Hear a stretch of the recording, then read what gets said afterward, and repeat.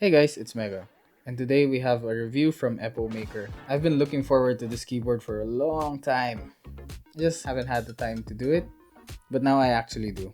But anyway, Happy New Year to you guys. What have you guys been up to? How many keyboards did you buy this Christmas? There are too many of them. What are we going to do? Let me know in the comments below. Anyway, let's get on to the review. But before this, Epomaker sent this keyboard over for an honest and unbiased review, and that's exactly what we are going to do. So let's get on it. So first, let's unbox this thing and check what's inside. We have a keycap and a switch puller combo, a very cool cable with metal connector casings, a mini TV or screen which we will talk about in a while, the manual, and of course the keyboard itself. Even if it is a plastic keyboard, it weighs somewhere around 1.35 kilograms based on the specs. And the way this board looks is just so good. Like for example, this cover where you can store your 2.4 gigahertz dongle, and where there's a special USB type C inside it. Hint, this is where the mini TV goes. And also Epomaker is planning to make it an accessory hub for some other accessories that you can plug into. But we have to wait for that and see if they actually go through with that. The version they sent me has sea salt silent switches by, you guessed it, Epomaker, because they make their own switches as well. But there are a lot of other options that you can get with the board, not to mention a different colorway as well. That being said, I kinda wish they didn't send me silent switches. Just wasn't enough. Not to sound ungrateful, but it would be nice to hear how this board sounds stock out of the box with some Epomaker switches. But since it is silent, we really can't hear anything. I'll try to make sound tests. You guys know I'm not a big fan of these silent switches, but hey, they're not so bad. And I think being geared towards office people, it's ideal.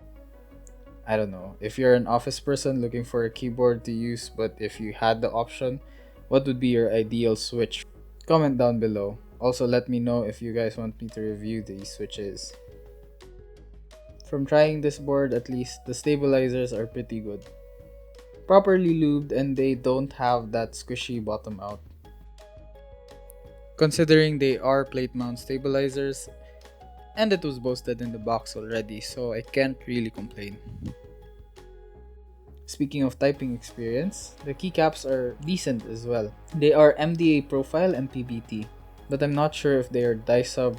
But either way, they're nice and refreshing from the usual text and font that people are using on keyboards these days. I wouldn't say they are too gamery and kind of reminiscent of those "This is plastic" keycaps from Mulgeek, which I think were dope keycaps. Peanut butter and crusty. The board also has this knob that is mounted on the top of the case with its own daughter board connected to the main board.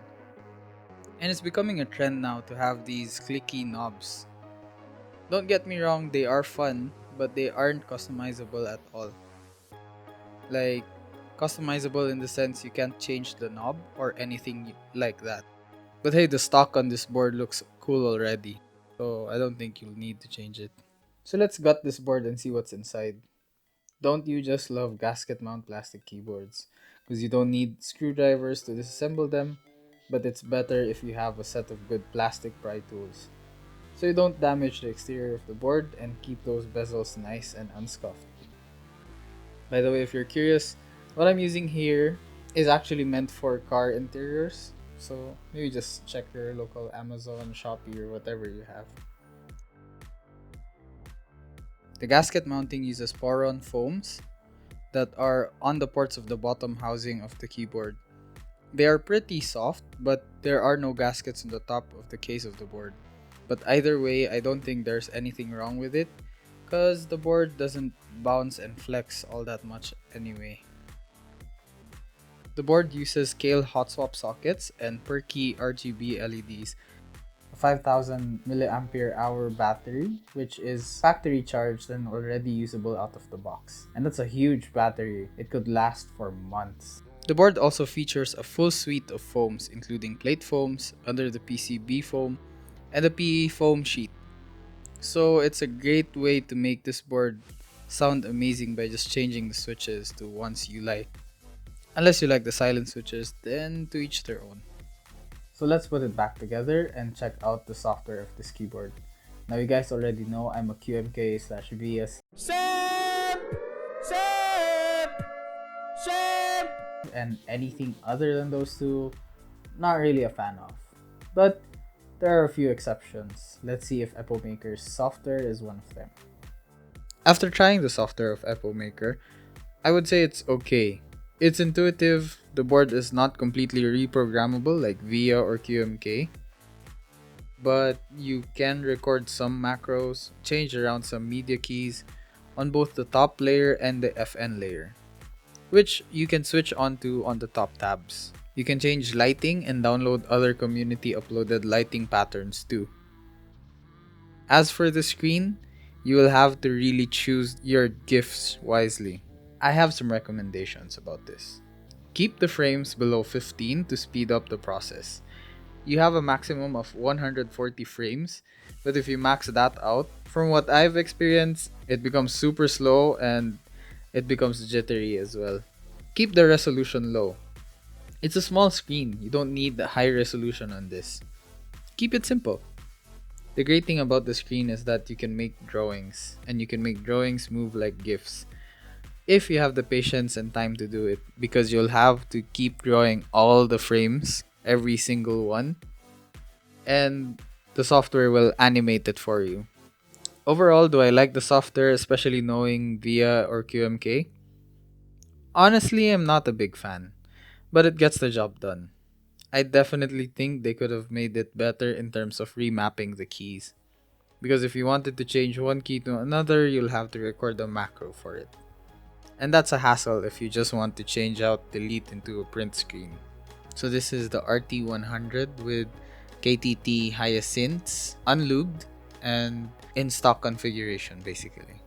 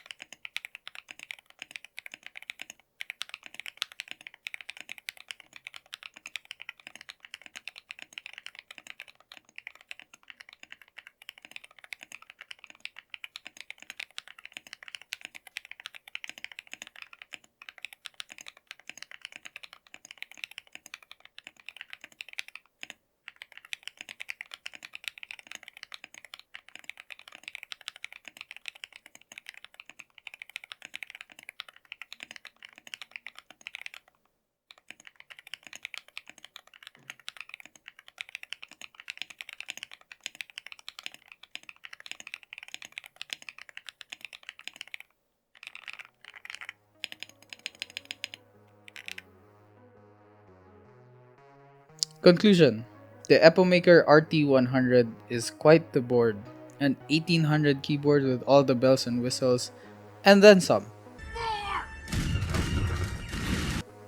It has unique design features that are way ahead of its time, with a software that is intuitive and user-friendly. Though I just wish it was VIA compatible, but that's just me nitpicking. But for the price of the board, you get some unique features, like an out-of-the-box board that requires little to no modding. The board has great potential, especially if Epomaker does decide to create more accessories for it. The only real downside I could see with this board is honestly the silent switches, because it defeats the purpose of having a full suite of foams included in the board. What I'm trying to say is that the board is meant to sing, as you heard in my typing test. So anyway, thank you again. Links will be in the description. If you reach this point, I would just like to thank you and I hope you subscribe because we got 3 more Epomaker boards to review and a lot more. See you in the next one and a happy new year. Happy New Year!